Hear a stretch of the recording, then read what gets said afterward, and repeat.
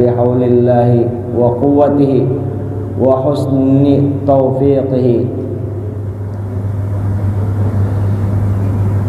Sidin berpesan, apabila kalian melakukan ketaatan, apabila kalian beribadah, taat ibadah, melakukan perbuatan-perbuatan yang baik, fanzur, perhatikan, engkau pikirkan, engkau perhatikan sekuat kamu.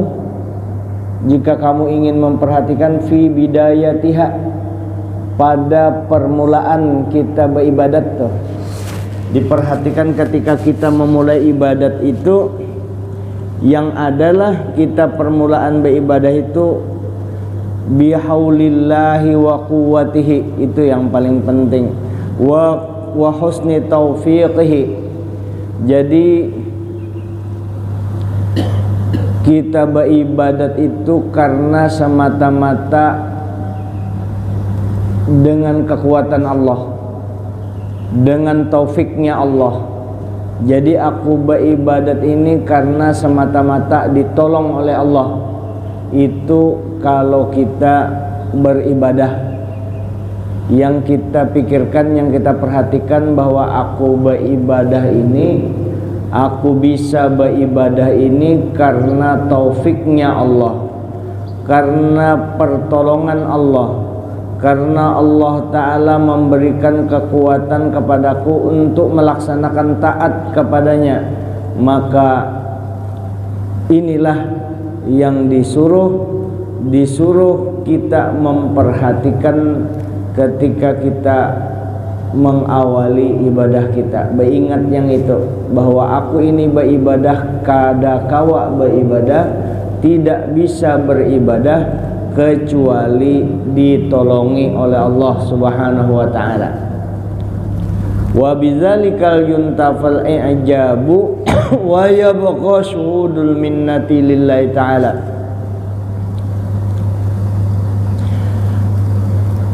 Dan demikian itu artinya kalau kita sudah beribadah karena ingat itu semata-mata taufiknya Allah, karena pertolongan Allah kita bisa beribadah, bukan karena kepintaran kita, bukan karena kekuatan kita, itu Allah Ta'ala menolong. Maka kalau sudah terjadi ibadah tadi, maka itu bisa menghilangkan bangga pada diri kita, dan yang tinggal, yang terlihat adalah selalu memperhatikan anugerah milik Allah Ta'ala semuanya. Jadi yang terlihat bukan diri lagi, yang terlihat bukan kehebatan diri, maka itu juga akan menghilangkan takabur kita.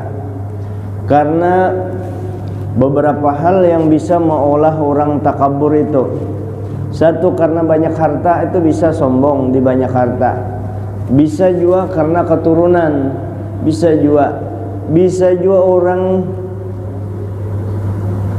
sombong itu karena merasa sehat, bisa juga jadi sombong tuh.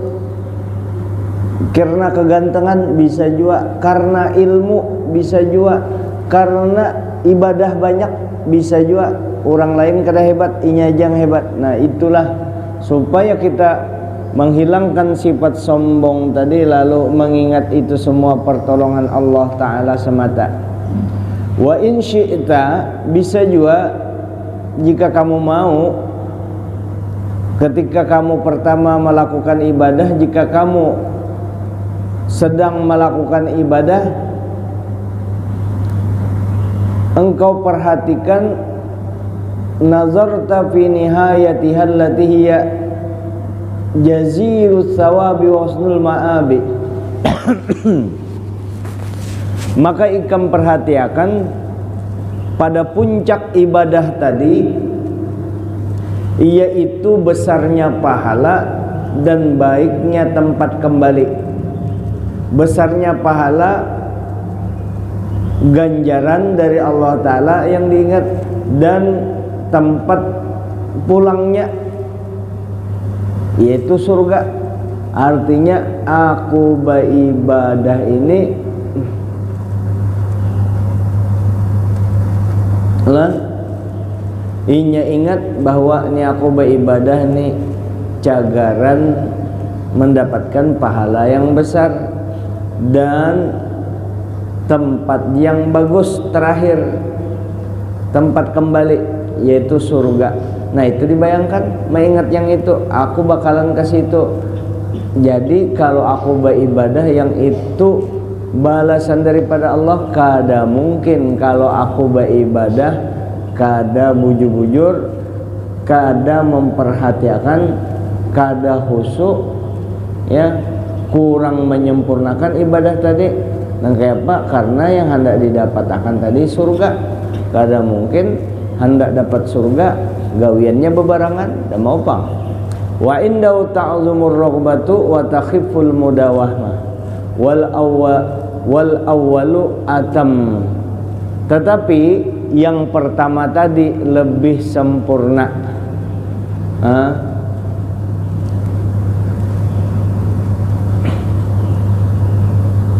Yang pertama tadi lebih sempurna. Kalau yang kedua kan membayangkan hendak masuk surga. Kalau yang pertama tadi semata-mata karena pertolongan Allah. Apalagi kalau sudah meningkat, aku beribadah ini karena semata-mata Allah Ta'ala ketujuh dengan ibadah ini, dan aku semata-mata hendak mendapatkan ridhonya Allah, cintanya Allah. Itu semata-mata. Dan juga semata-mata inya beribadah itu kadada berisi diri. Semua berkat yang dilimpahkan Allah kepada Rasulullah, ya. Kita juga terbayang bahwa aku ini beribadah semata-mata berkat Rasulullah. Amun kada berkat Rasulullah, aku kada kau beribadah. Saya juga nang kayak itu. Baingat yang itu, nah yang itu lebih afdal daripada beribadah, ya. Lebih sempurna pemahaman seperti itu daripada beribadah yang terbayang surga. Tetapi orang beribadah karena hendak masuk surga kada salah juga. Maka banyak orang memadahkan itu salah. Bujur, banyak orang memadahkan salah itu karena kada ikhlas. Karena beribadah ingin masuk surga itu tidak ikhlas pada kebanyakan orang. Ya ada yang memang orang itu memang sampai makom pada tingkat berikutnya, ada juga orang yang hanya pandernya aja. Jadi beribadah karena ingin masuk surga itu adalah ikhlasnya orang yang mubtadiin, ikhlasnya orang yang hanyar, orang yang baru-baru, ikhlasnya anak bayi atau ikhlasnya anak TK. Jadi ikhlasnya orang yang dapat iming-iming. Dan bujurlah itu, bujur karena memang ada dijanjikan di surga. Jadi orang yang masuk surga itu bujur. Ikhlasnya orang yang permulaan. Salah lah, kada salah. Siapa itu kita yang hendak masuk surga. Kalau para aulia, lalu dia beribadah dulu. Pertamanya beribadah karena takut neraka, takutan masuk neraka, atau inya meninggalkan yang dilarang Allah karena takutan masuk neraka. Salah lah itu. Kada, karena memang nerakanya ada disediakan, surganya memang ada disediakan. Jadi orang baik meninggalkan yang dilarang Allah karena takut masuk neraka, ya, mengerjakan yang disuruh Allah karena ingin masuk surga. Salahkah itu? Kada salah pada tingkat orang yang di bawah. Tapi amun kita sudah di atas, pasti kada terpikirkan itu lagi. Kenapa? Yang dipikirkannya Allah Ta'ala. Lalu kayak apa caranya memperoleh? Hendak memperoleh itu kada kawapang langsung nang kaya mie instan. Hari ini hanyar beribadah sidin, hanyar bertobat, 30 tahun kada pernah sembayang, hanyar bertobat, langsung menyatakan aku ini beribadah karena bukan karena surga, karena banyak pendar. Coba beribadat aja situ. Karena banyak pendar. Jadi banyak pendar itu merasa hebat. Makom orang kalau di pendar, makom para aulia bisa kita menengkaya wali, tapi belum tentu tahu isinya.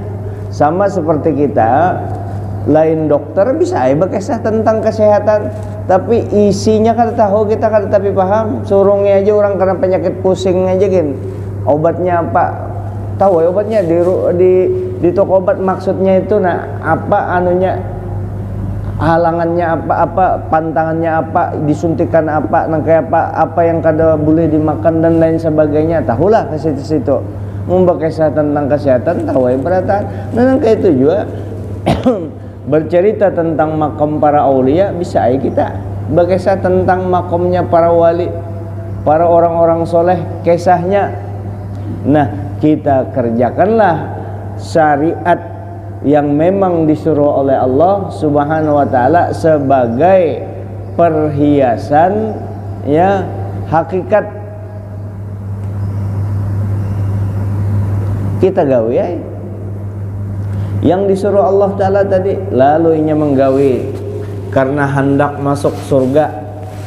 Setahun inya menggawe, masih hendak masuk surga. 2 tahun mulai sudah kada keingatan lagi surga itu.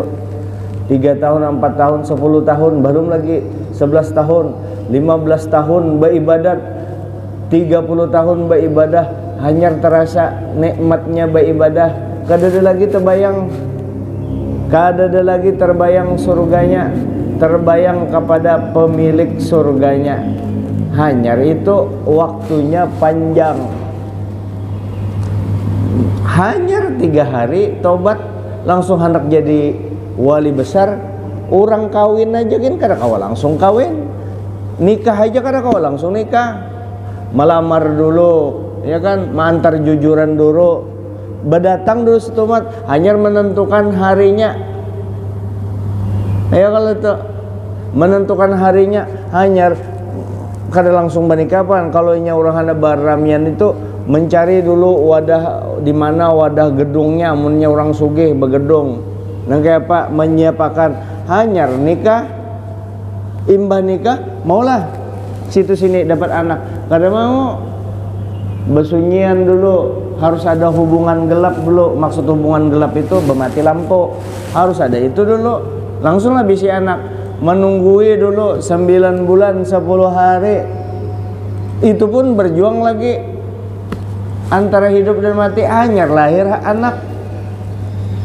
Kayak itu orang anak aja kayak itu, apalagi hendak beribadat langsung hendak jadi wali.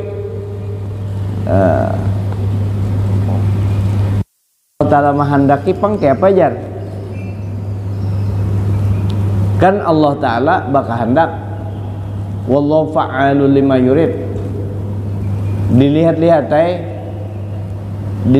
dengan kondisi seorang, dilihat-lihat dengan kondisi seorang tuh, dilihat-lihat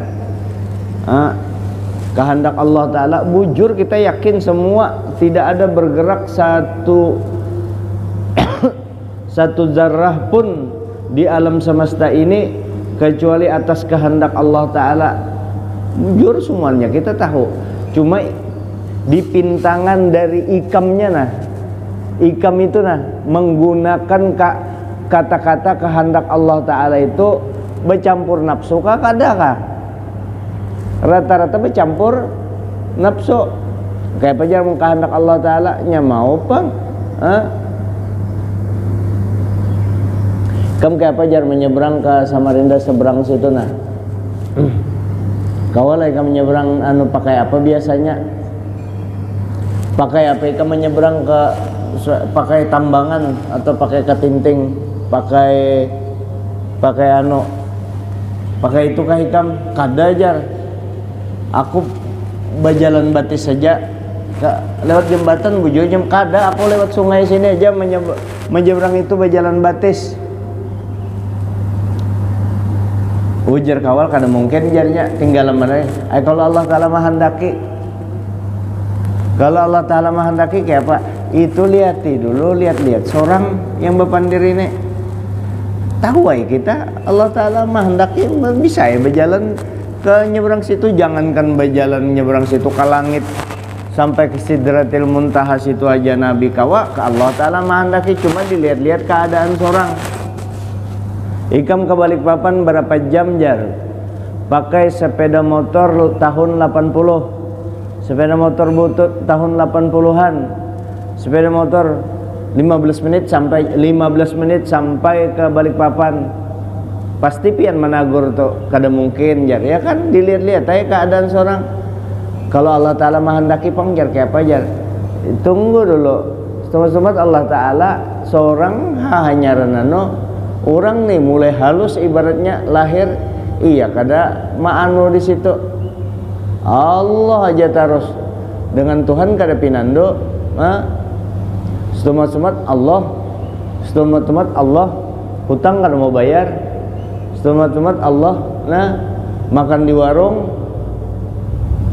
makan 3 makan 8 bepadah 2, ya kan kayak itu tuh. Ini kisah Allah Ta'ala ini hebat benar. Nah kayak maka dilihat dulu.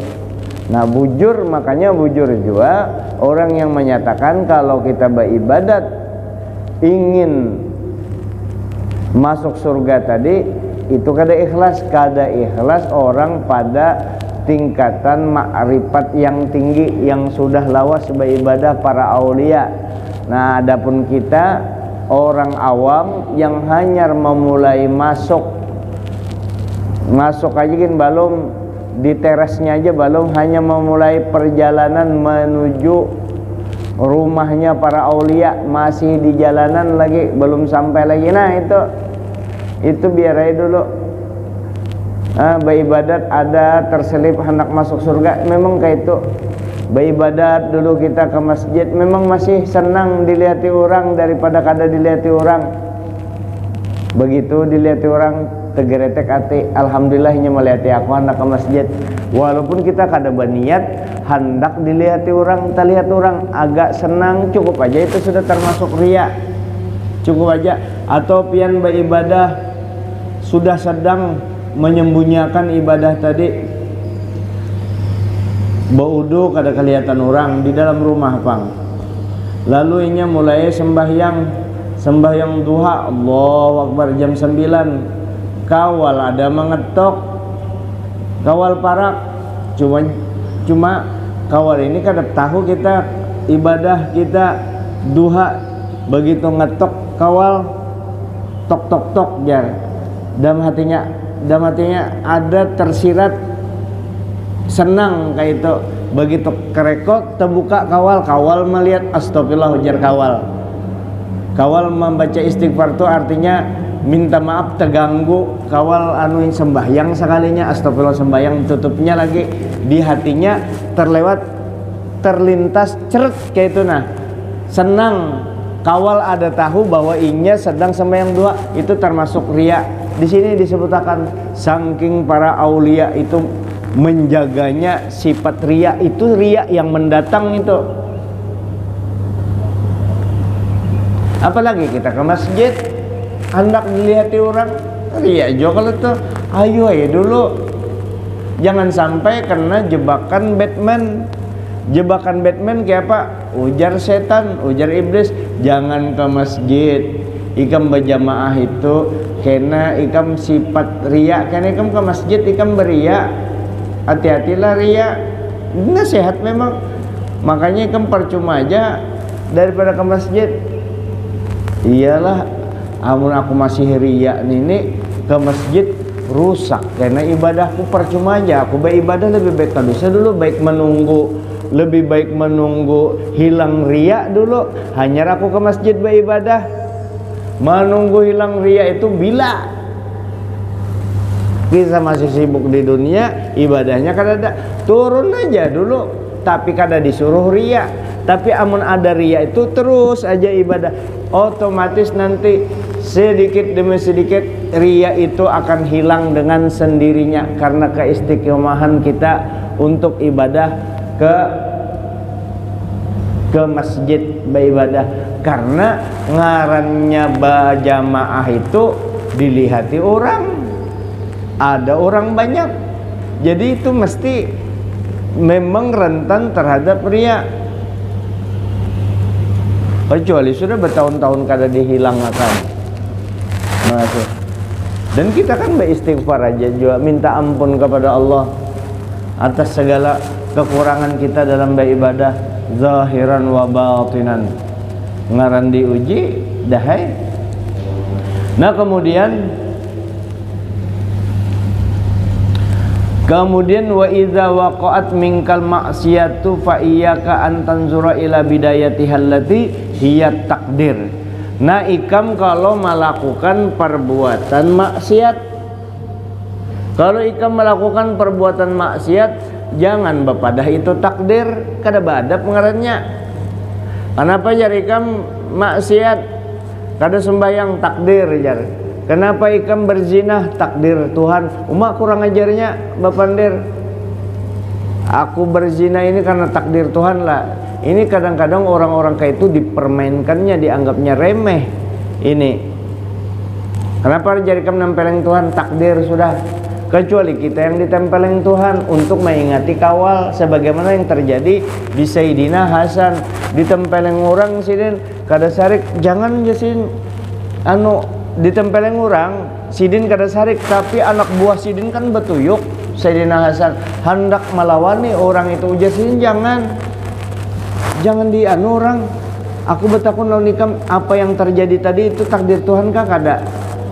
Takdir Tuhan jebuna. Kalau ikam mau orang sarik itu berarti ikam sarik dengan takdir Tuhan. Itu kada apa-apa, mengingatkan supaya sadar diri. Kalau yang ini memadahkan takdir Tuhan, itu kada sadar diri.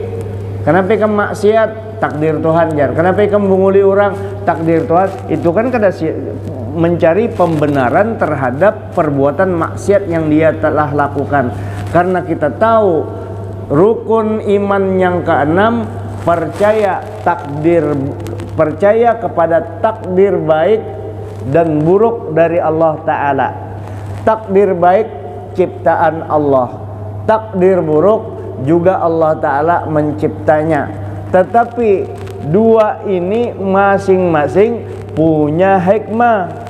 Allah Ta'ala ciptakan takdir baik, disuruh kita menggawe. Allah Ta'ala menciptakan takdir buruk. Tidak ada satupun di Quran, dalil Quran atau hadis yang menyuruh menggawe yang kada baik. Memang yang kada baik Allah Ta'ala ciptakan, tapi Allah Ta'ala kada menyuruh melakukannya.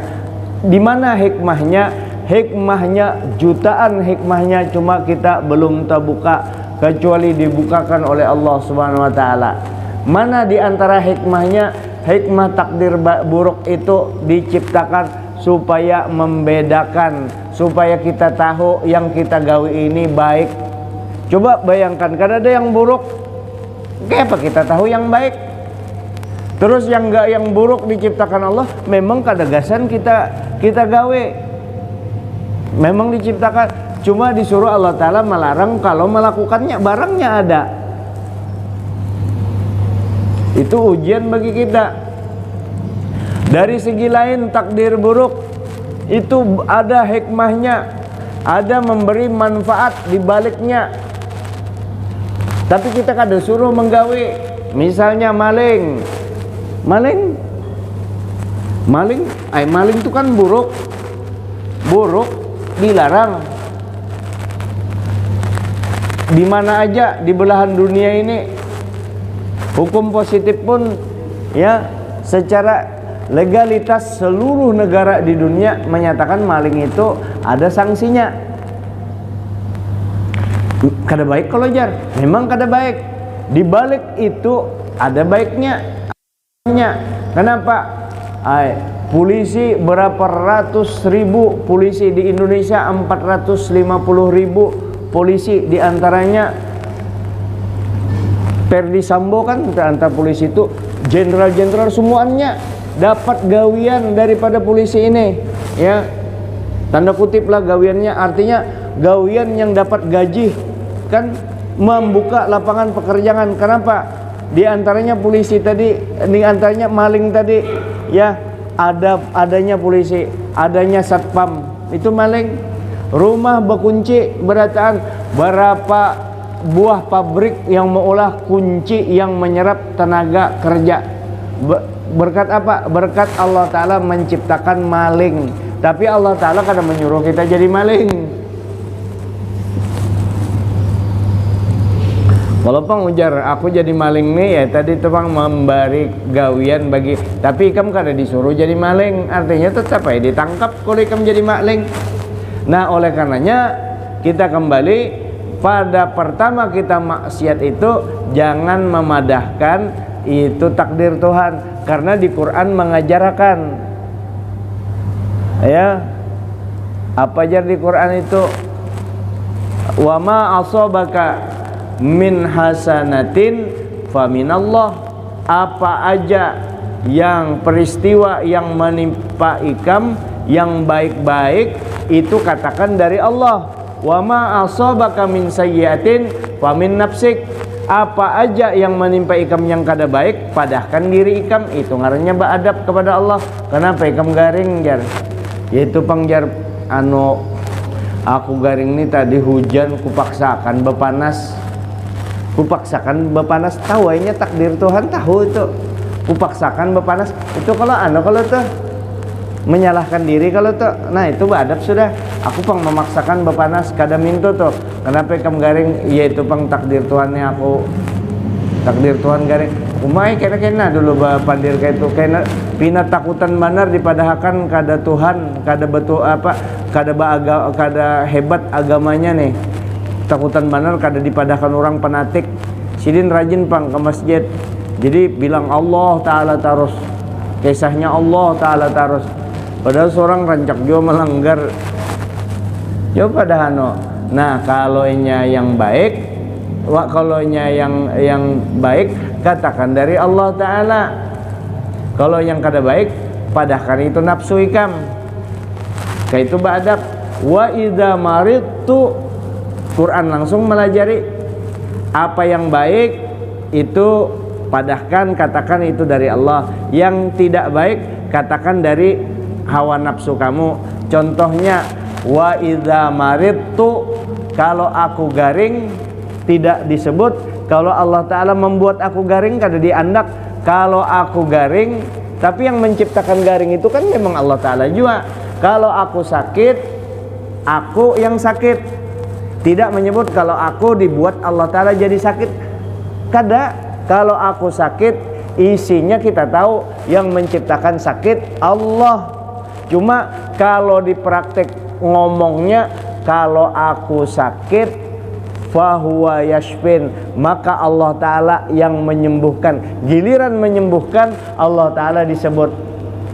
Apabila Allah Ta'ala maulah aku sakit, dokter yang menyembuhkan, muka belakang salah, muka belakang salah. Kalau kalimatnya bang, kalau aku sakit apa, aku ini garing tadi itu, nah alhamdulillah dokter tadi ada menyuntik, kada apa itu bapandir, dokter menyembuhkan, kada apa pandir ilmunya dokter. Kita yakin ilmu dokter itu dari Allah Ta'ala, yang syafi'nya, yang menyembuhkan Allah Ta'ala juga. Ada kita ini bujur-bujur dokter kada lagi teka Tuhan di dalam batin. Nah itu tersalah, itu nyata benar. Di sini ada kan disebut tersalah benar itu. Laulat tabibul fulan Allah ya fi hayatihi. Nah, katsirun minna may yaqulu idza syufiya ahadun min maradi laulat tabibil fulan. Andai kata bukan dokter itu mati sudah aku jar. La taqul hakadza. Jangan ikam bepadah kayak itu, karena Allah Ta'ala berfirman wa idza maridtu fayashfin. Kalau aku sembuh, kalau aku garing, Allah Ta'ala menyembuhkan. Nah kemudian kalau kita sudah berbuat maksiat, jangan kita memadahkan itu takdir. Maka fayad'u wa kadzalika ila tijaji 'ala Allah wa wa'adha minal ma'siyah. Karena kalau ikam anggap mendakwakan nang kaya itu bahwa itu atas takdir Tuhan, ikam bapada tuh ikam kenapa ikam berzina ini takdir Tuhan. Berzina itu dosa ganal sudah tuh. Berzina sudah dosa ganal, lebih ganal lagi dosanya memadahkan takdir Tuhan tadi. Ulun ulangilah. Maksiat tuh ganal sudah dosanya, berdosa sudah ya. Memadahkan, menyatakan itu takdir Tuhan, itu ganal dosanya. Kada beadab, gawian yang kada baik disandarkan kepada Allah Subhanahu wa taala. Itu a'zamu minal ma'siyah. Itu paling ganal daripada maksiat, lebih besar daripada maksiatnya sendiri. Memadahkan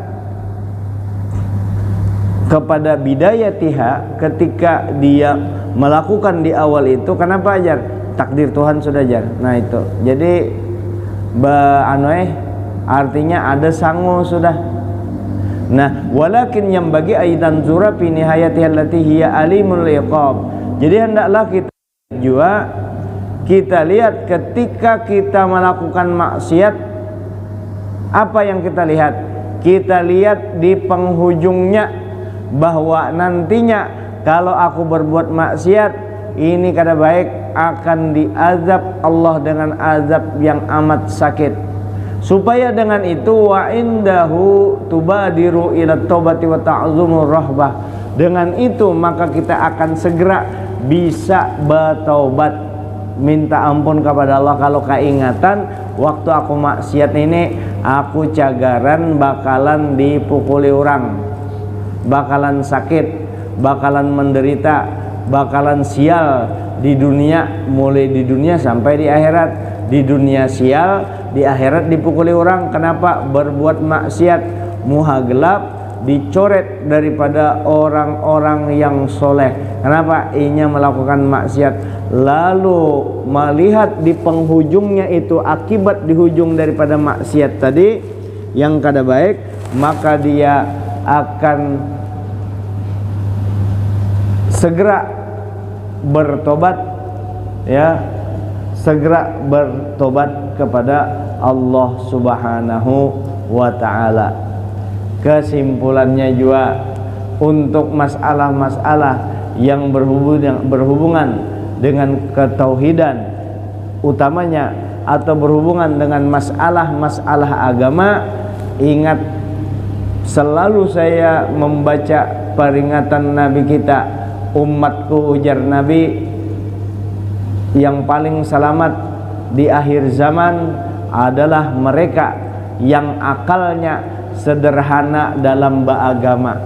Ulun ulangi, umatku yang paling selamat di akhir zaman adalah mereka yang sederhana otaknya dalam beragama. Kadusa terlalu liberal benar, kadusa terlalu wahabi benar, kadusa terlalu yang sederhana aja, yang kawa kita gawe seberapa, oh ini aku hanya beribadah, dosaku 50 tahun, yang nyata ku gawe berzina, minum minuman keras, narkoba, waluh bejarang, ada banyak mana dosa.